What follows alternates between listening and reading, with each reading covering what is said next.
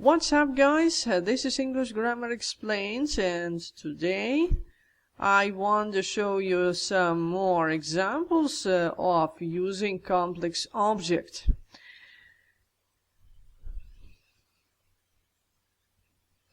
Here I have different cases of using complex objects, because in the first task I have just to make a complex sentence simple, but in the second I have to unite two sentences into one. So it will be a bit more interesting than the previous video. I have to have subject, that's the first position, then I have to have the main verb, and that will be my second position, and then I have to have object number one. It's usually a noun or pronoun, and then I have object number two.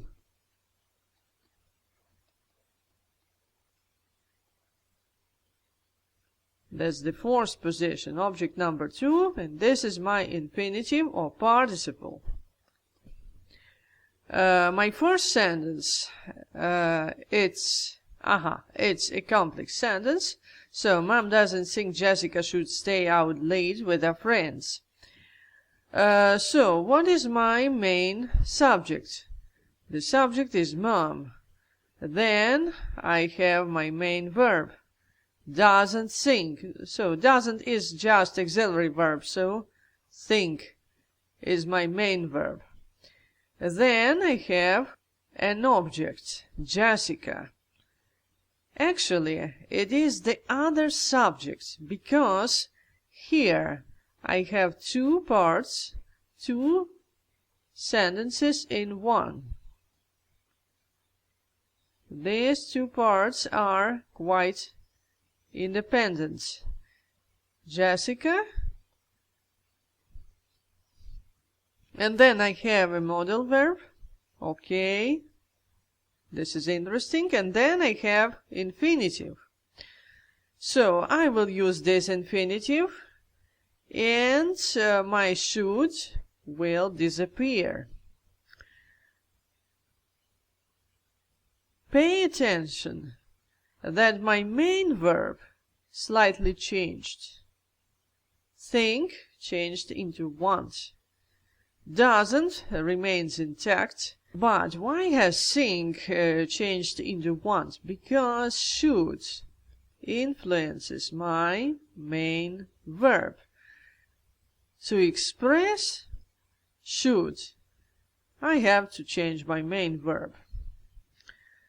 So, after my main verb, I have to put my object number one. So, this will be Jessica. And then I put my infinitive. This is stay. To stay.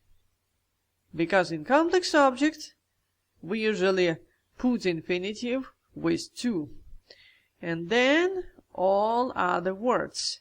Out, late, and so on. Okay, the next sentence. It's Gary's turn to take out the rubbish. Dad insists on it.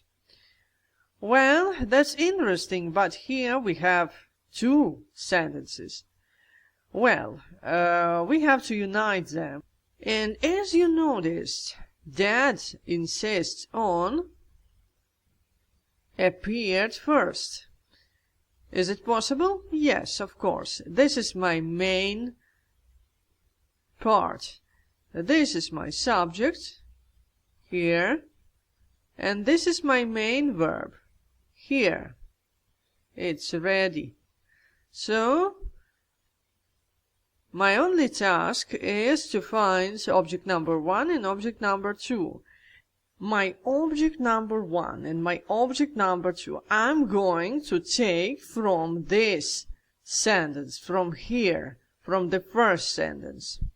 But I have some problem, because my subject here, it's no use, it doesn't do anything. So I turn to other words. Gary's turn to take out the rubbish. Well, I have infinitive. That's okay. This is what I want. But where can I find my first object? And this is obviously Gary's turn. That will be it. And to make it clear what it will be, I turn to my main verb. Dad insists on what? Taking out the rubbish? Or Dad insists on whom? Gary? Or maybe Dad insists on what? Gary's turn to take the rubbish? Well, I can write Gary's turn, it will be okay. But anyway, I can also write just Gary. So I will write Gary just because it's less to write. Gary or Gary's turn. It's up to you. And then to take out the rubbish.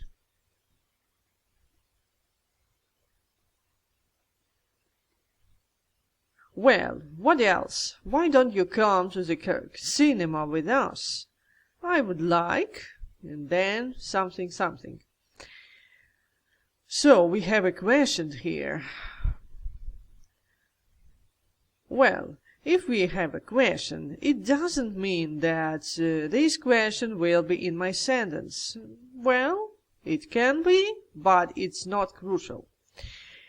My main subject is here, I, and then my so-called main verb. Well, it is not really a main verb, but it's something like this.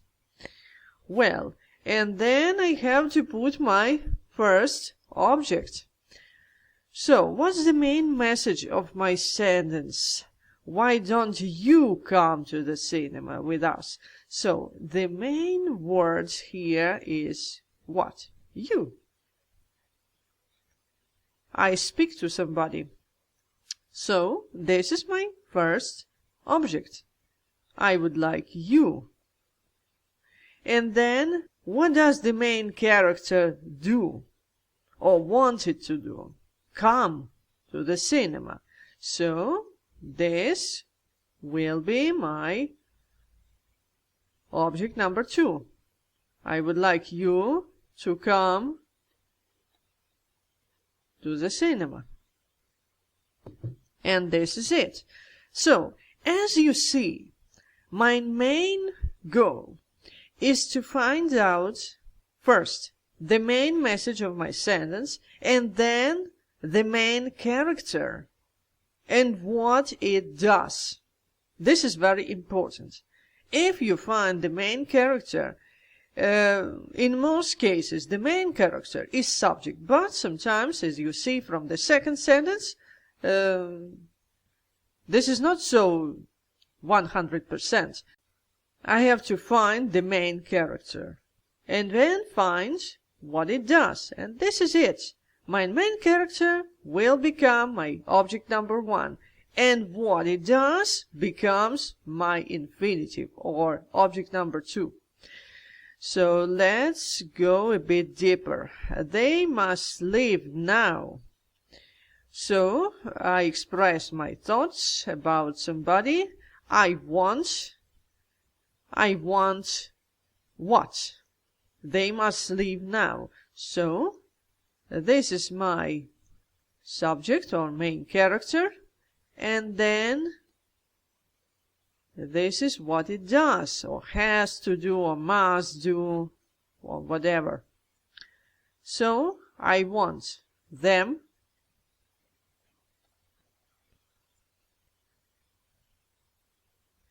and then my infinitive, to live now. Well, what about the sentence number 5? She fell into the swimming pool on our graduation day. I'll never forget that. Okay, I have to unite two sentences into one. That's okay. I'll never forget. So this part is used. It is used. I don't need it. I'll never forget. So this is my subject, and this is my main verb here. I need object number 1, and of course I turn to the first sentence and find the subject or the main character. She fell into the swimming pool. She, of course, she is the subject and the main character. And then what did she do? She fell into the swimming pool. So she turns into her, because this is object now. It cannot be in nominative case. And then I turn my main verb in here into infinitive, to fall. And then I repeat everything intact into the swimming pool, etc., etc. And the last, but not least, the 6th one, I have to finish the project today. But here I just paraphrase my message. The same thought, the same message, just in other words, and this is all. So, this first, that's okay, I can talk like this, but, of course, I can talk like this, using complex object.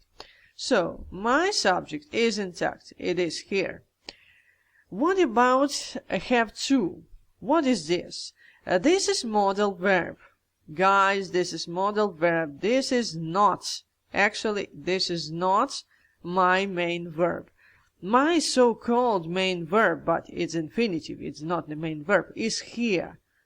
To finish. This is it.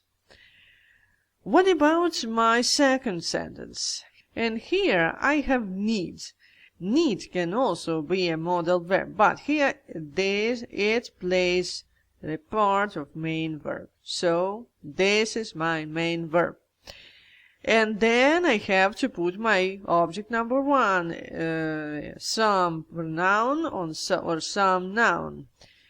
What about project? This is my noun. I need this project, the project, or this project.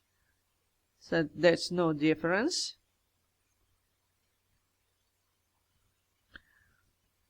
And then I have to put my infinitive. So, to finish is put here. But there is some problem. I cannot put to finish here. I have to say to be finished.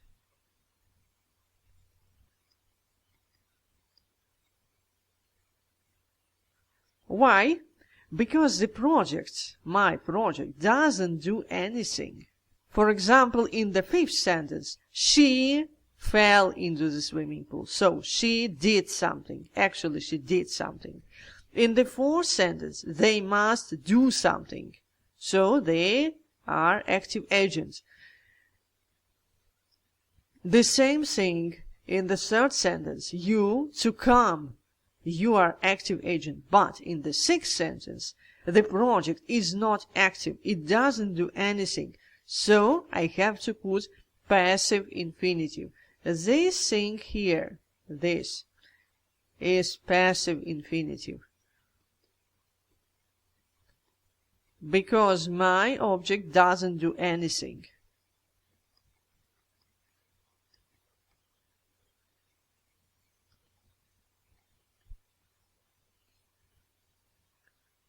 And then I put today. As simple as that. Well, I think this exercise is a good illustration of using complex objects. This is taken from the book Roundup Grammar Part 5. If you have this book, okay. And this is all for now. Thanks for watching. Subscribe to my channel.